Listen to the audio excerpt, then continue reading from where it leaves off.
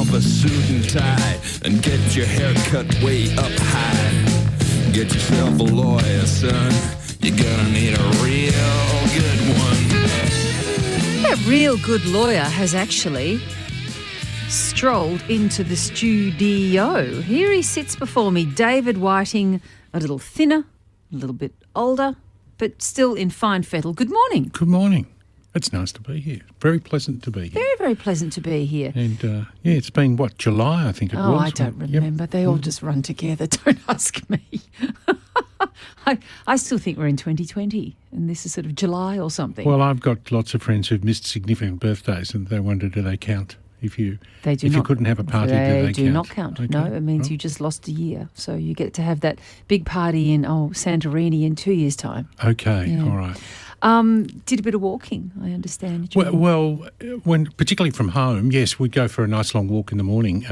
One of my frustrations with the lockdown requirements were, as they extended it from 2 hours to 3 hours to 4 hours, it could only be done in one session. Yes. So you couldn't go out for a walk in the morning and a walk in the afternoon without breaking the rules. Aren't you good? I didn't say I didn't break the rules. I'm just simply saying that you couldn't do it without breaking the rules. I don't want to talk about the rest of that. And you kicked out your daughter in the meantime as well, I hear. Yeah, she has left home, so it wasn't a rush, but she bought a property, so she's moved into that, but she didn't want to leave until she was able to have people to visit. Does that? Yeah. So really, that makes all the sense in the world. The answer was she was living at home with us, settled the purchase. But what's the point if you're now living in you've got to live in a bubble? Better she lives at home for those few weeks. Yes. Do you miss her? Yeah, I do. But she works for me now, so that just changes the relationship slightly. Yes. We've got no homework, so it means it's over to you. 1300 222 774. I do have a line free if you'd like some free legal advice. Brenda in Doreen, how can we help? Oh, good morning, David and Virginia. I have a young granddaughter who had a child when she was 17. He's now 8 years old, hasn't seen his father since he was 6 months old when an intervention order was taken out. What I need to know is she able to change his surname to hers without getting in touch with the father? Brenda, does the father of the child's name appear on the birth certificate? Yes, he is the one listed, yes. Yeah, then there's going to be a requirement that, but broadly you need a court order or his permission to change the name. Right, probably won't happen because she's apprehensive of making contact because he might decide, I want to see the child, yes. Which will be a disruption. So it can't happen without contact with him. Yes, or you wait till he's 18 and he can change it himself. Is there an order in place, Brenda, preventing contact from him with the child? Yes. There is? Yes. Well, then he can't breach that, can he, David? Is it an ongoing order that after all these years, no contact, or are we talking about, or did you get the intervention order extended? Well, I don't actually know the intricate details of it at this moment, but yes, at the time... There was an intervention order in place. It's incredibly unlikely it would still be in place after 8 years. You can get them extended, but that would be most unusual, and I presume there are no other orders between them. You would need either his consent because he's on the birth certificate, or you would need a court order. Brenda, good luck with that one. Michael in Heathmont, what's going on in your life? Hello, David and Virginia. At the weekend, my friend bought a large rug from a warehouse-type operation in I think they're all warehouse-type operations. And they're all closing down too. Yes. Yeah, and they're always closing down. So hurry. Just not 35 soon. Years. Yep. No, you've got to move. So anyway, go on. Yes. Anyway, and these are very big. They're 5 by 4 metre type things, and yes. you're looking at them in a different environment. Anyway, she took it home and decided it wasn't quite right for the room and wanted to take it back. They're now offering a voucher for up to 12 months on pending something further arriving, but she wants the money back. Well, but Michael, there's nothing wrong with the goods. No. Therefore... There's all of the consumer protection is not designed for change of mind. It's designed to make sure that you got what you bargained for. And if the bargain was, I'm only going to keep this in the event that it suits the room I want to put it in, then you've got consumer rights. But otherwise, nothing you've said would indicate that there was a fault in the carpet that it would enable you to return it. Is the voucher for the full amount that was spent? Yes, it was. Yeah. And there's a shipment coming, and then there might be something in there that's quite right. It's just that they were helpful in that they said, look, take a couple of other ones home and see if they're any good. But they weren't quite right either. So it sounds like they did the right thing. Yes. Look, I understand why chain stores do it. They want to maintain a long-term relationship, but you're not going to go and buy a rug every 6 or 8 months so they don't need to maintain the same relationship. I would have thought the offer for full value was pretty good. They could have just said sorry. Yeah, so they're within their rights to do that, David. Okay, so I think a voucher it is. Good luck. Jane in Baldwin, what's going on? Oh, hello, David and Virginia. Thank you so much for taking my call. I have a problem with a street tree. So in 2009, the plane tree, which is planted on the nature strip, began to destroy my fence. So I contacted the council. They came out and put a root barrier down. Yes. 10 years passed, and in 2019, the plane tree hit the root barrier, jumped over the top of it, and its roots have now broken above ground and completely punched straight through my brick fence. Wow. So that would have taken a while, though, wouldn't it? It did. It took the intervening 10 years from when they put it down in 2009 to 2019. I contacted the council again. They came out, pretty clear-cut case. And I've got an offer of settlement from their insurance company. However, it includes a deed of release, which has a clause which says, I hereby release and forever discharge the said council from all actions, suits, causes of actions, claims and demands which I may now have or at any time hereafter I may have, but for the execution of this agreement in respect of the loss or damage described herein. My question is, I've been trying them to get the tree removed, and they are not really budging. If in another 10 years' time the tree does this again and I've spent all this money repairing the fence, does this deed of release, this clause that I've signed, mean that I won't be able to get further compensation for any further actions this tree may do? Jane, what you need to do is limit the release so it relates only to damage to your tree caused before the date of release.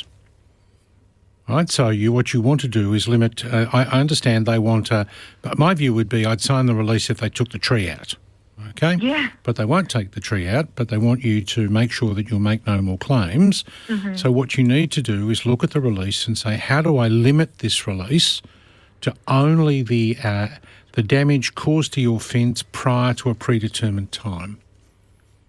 My problem is this seems pretty pro forma. They've just it is. So handwrite the alterations you want.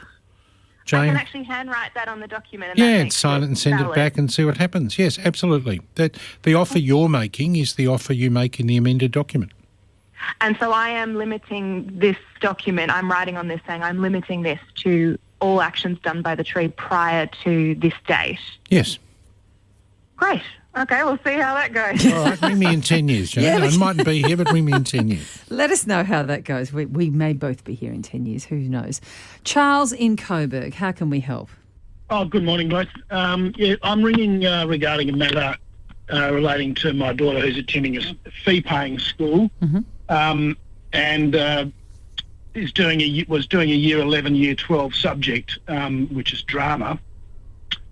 And at the end of Year 11 this year, the school's indicated that they're no longer going ahead with the Year 12 component of that subject. Yep. It's unusual, Charles, for them to simply remove it without advance notice. Did they announce it to everybody else a year ago? No, they apparently they told the teacher that it wasn't going ahead and to not tell any of the students. What then happened is the teacher apparently then did tell one of the students, and the words got out. So the school has confirmed that they're not going ahead with that subject, but what they are doing is they're converting it to the Victorian online school, and it's a subject. The subject's drama. So, in the opinion of the parents, it's going to be pretty difficult to undertake drama in a virtual online learning environment. There are a number of seminars, three or six. Yeah, sure, and that's important. So is there any recourse here, David? Well, I would have thought that yes, but I don't know what the solution is, Charles. My view is if you enrol for an 11-12 subject, there's an expectation that both elements of it will be available for the duration, and you then have a discussion with the school about, well, if the classes are going to be presented online, what can you do for me in relation to the face-to-face contact that I would otherwise get? So I would be looking at the school to provide the solution, and you'd want, as a parent, you'd want some kind of evidence that what you're getting is equivalent, not delivery of the same course, but a course that's capable of being received the same way. Charles, are you and your daughter after either a refund of fees here or a restoration of the subject? Well, no, what I was wondering really was whether or not there's the possibility of getting an injunction at VCAT or something along those lines to say, well, we signed up as a contract, which I would say is an ongoing contract, and that had they wanted to, cancel this subject, they should have done so a year before. Charles, a fascinating argument, but let me ask you, in the event that your daughter decided she wanted to do another class, would you also argue that the other side of the contract was that she had to keep doing it? That she had to... No, you've got to look at it from both sides. What are the mutual obligations? That they would offer it for 2 years, or that they would offer it and she would do it for 2 years? Well, no, I understand what you're saying there, but I think that what they've put out and what they've put forward is that this subject's available, and she's elected to take it. She's also, in doing so, restricted other choices. Sure. Look, so Charles, where do we it go might here? be possible for you to get an injunction at VCAT, but the problem would be if you ultimately lost your case, I think you'd be ending up paying for a drama teacher for a year, which is a lot more than the argument would be worth, Charles. My view would be a discussion with the school about how can they be satisfied that by attending something that's partially online, your daughter will be receiving a subject that has the same benefit to her as she would had she remained in the class with the same teacher. And my view would also be arguing to the school that effectively the abolition of the course is a decision they ought to tell you at the end of year 10, not at the end of year 11. Okay, sorry we couldn't help much further than that. Jared in St Kilda East, what's going on there? Hey there, how are you? Good. I recently found out that my father had passed away, and it's quite an estranged, just complex relationship, but I actually found out via word of mouth, and what I have now since found out is that my sister and I from a previous marriage don't actually appear on the death certificate. So his new family, or his current wife, had that processed without the inclusion of my sister and I. And Jared, what happens is that the information for the death certificate are provided by the undertaker to births, deaths and marriage, and is reported by the person who arranges the funeral. So your stepmother would have not provided that information to the undertaker. If you want to, and you probably should, you can produce copies of your birth certificates to the Registrar of Births, Deaths and Marriages, and your father's death certificate will be amended. Well, I'm a stranger to this part. I've never seen the death certificate. Can I bring in some next week for you to have a look at? Absolutely. Yeah. So are children ordinarily recorded on death certificates? The information in a death certificate from top to bottom is your full name, your date and place of birth.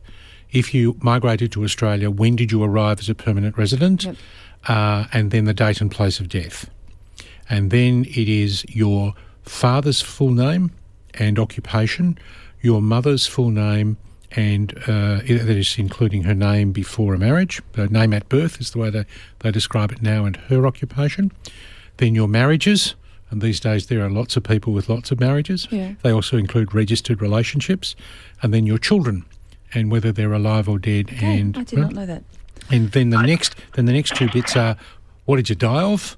and the last bit is where he remains. And why is it important that Jared be on the death certificate, David? I mean, I'd kind of want the link with my father if I was in Jared's position. Mm-hmm. It doesn't affect his claim in any way, shape or form because his death certificate, Jared's birth certificate will have his father's name on it. So if he was going to challenge the will or make a claim then the answer would be, Jared, it won't affect that at all, but I would probably prefer that if I was in your position, that Dad's death certificate said the right things. Yeah, I agree. I think what I found challenging with that is that I believe that birth, deaths and marriages might contact you if there is a death, because when that happened, I wasn't notified. No, birth, deaths and marriages don't tell you anything. Getting anything out of birth, deaths and marriages is like squeezing blood from a stone. Don't Jared. I know it? They are remarkably precious about the information. Don't even answer the phones. So, Jared, but it doesn't. Doesn't affect your probate. It doesn't affect your claim. It doesn't affect your claim if you are making a claim. And if I leave money to my children, you're still a child, Jared. Yep. Okay. All right, and you're entitled to a copy of the will from whoever's got it. And Jared can get his name put on the death certificate? Can he make an application to do that? He goes to birth, deaths and marriages and says, there's a mistake. Here is my birth certificate, which shows this man is my father. Okay, good luck, Jared. That should help. Good on you. Thanks so much. David in Eltham, what help do you need? Thank you so much for answering the call, Virginia and David. Very briefly, my wife was a nurse in the emergency department. After a number of years, she got kind of out of it, and we purchased a lease on a cafe in Eltham. And if there's a servery window, then it's in a kind of industrial area managed by Body Corporate. Yep. And we put in a servery window, and one of the owners of the buildings in the Body Corporate would park her car right up against the window so no one could access it. With the COVID, we asked her if she could just move the car somewhere because there's a number of parking spots. And anyway, she became really unpleasant.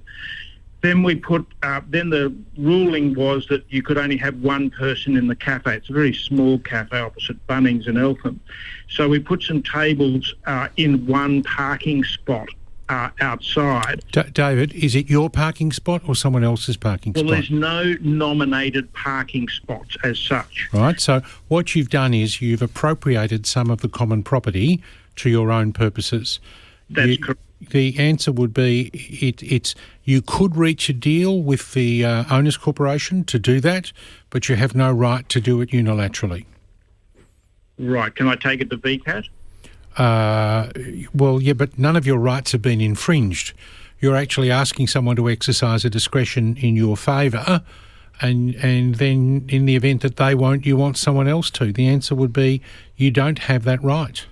Even though the government legislation is that people have got to eat outside, because there's yes, but not on someone else's property, David. On council land or on your land. If I was your next door, if that was my car parking spot, I would be annoyed beyond belief. Yeah. So the problem is not what you want to do. The problem is you want to do it on someone else's land. Go and have a talk to the owners corporation manager and see what you can do. We haven't. It's got nowhere. All right. Okay. That's the end of that then, is it, David? Well, unless he goes and lobbies all of the other people in the development to see whether they can have a special general meeting for the purpose of considering his proposal. What about a chat to council, see if they can help out with some council property? Because, of course, council really wants to get these places back up and opening COVID safe as well. My difficulty will be my anticipated distance between his shop window and the table and chairs he wants to put out. Yeah, right. They think of him in an industrial estate with maybe 10 or 20 factories, and they have lots of people going through. He wants to be able to look after people. You've got to keep it safe as well. Yes. Yeah, that's a really tricky one. Charlie in East Devonport, how can we help? Good morning, Virginia and David. Hello. Hi, Charlie. Hello. I got a question about my will. Yes. Well, the wife and I got a will and a few years ago, and we'd like to remove the executor and replace it with another person. Yes. How do I go about that? There's two ways you can do it, Charlie. You can either make a brand new will, or you can do what the law calls a codicil. And it says a codicil, which is back in the old days when wills were long and handwritten, there was an awfully large job that making a new will was a lot of work. So an addendum. Essentially an addendum. Is that what a codicil means, is it? Who knows? Okay. So you, in my will dated such and such, I appointed Fred to be my executor. I now want to revoke my appointment of Fred, and by this document I appoint John to be my executor. And provided you sign it properly, then you're fine. If you have a look at, in this area, the law in Tasmania and the law in Victoria are awfully close, have a look at thelawhandbook.net.au, and there is a pro forma codicil contained there. So if I go to my solicitor, he'll do all that for me. Piece of cake. Yes, he'd love to see you. Thank you, Charlie. Or he or she would love to see David. you. Okay, thank you, Charlie. Have a nice day. Thank you. You too, Charlie. Take great care. Good on you. Amir in Hoppers Crossing. What's going on there? Hello, Virginia and David. Hi. I've had my property boundaries re-established recently, and it became apparent that one of my neighbours' garage is encroaching on my property. Yes. And his fence as well. So anywhere between, I think the garage is up to 70 mil, the fence is 120. Doesn't sound like much, but it's not the point. Just wanted to understand where I stand. It all depends, Amir, on how long has it been there. When was the subdivision done? Because Hoppers has got an interesting mix of new subdivisions and old subdivisions. Yeah, you're right. So this property is actually in Melton West, and it's quite an established property, but I believe it's mid to late 80s. I'd hate to be walking from Hoppers to Melton West, but if you would, I would be going to council to find out how long the garage has been there. Right. If it's been in place for less than 15 years, you can get it moved back to the proper boundary. Okay. Or you might go to your neighbour. But if after 15 years, you lose the right to enforce an action to recover your land. Even if I hadn't owned the property for 15 years? Yep. Because you only bought the rights that your predecessor in title owned at the time that you bought the property. All right. All right. Out of luck. Hope that helps. The particular question, last question from Tanya in Sandringham. I'm sorry. We will take a question from Tanya. Yeah, absolutely. Yeah. Yep. Oh, sorry. You're going to need the headphones. I thought you were reading it off the screen. No. Yep. Tanya in Sandringham. I've had this problem myself, and I don't know how you solve it. Go ahead, Tanya. Hi, David. Hi, Virginia. Just a quick question. So we live in an apartment, and it's 3 floors. We've all got like a louver windows, but we've got our own balconies. Yes. Now, the tenant upstairs, whenever she smokes, it all comes down because it's not... Because of the venting in the garage, in the development. Yeah, well, the floor doesn't go all the way because it's louver. So when she smokes, it all comes in to we live below her. Yes. Is there anything? Do we speak to the body corporate or... A couple of my first suggestion. The issue is in part will be pressure in your space is less than the pressure outside your space. So you might look and see whether you might put a fan in on the other side of the room to move the air back out rather than in. So that would be dealing with the problem. You might have a talk to your neighbour. In theory, you could make an application to court for an injunction to prevent it. But gee whiz, we're starting to get horribly expensive. I would look to see if there was something mechanical that could solve the problem so that the point of release for the smoke wasn't your apartment but outside. Thank you. Thanks, David. Thanks, Virginia. Good. No worries, Tanya. Thank you for calling in. David, great to see you. See you next week. Indeed. David Whiting there, always very, very helpful.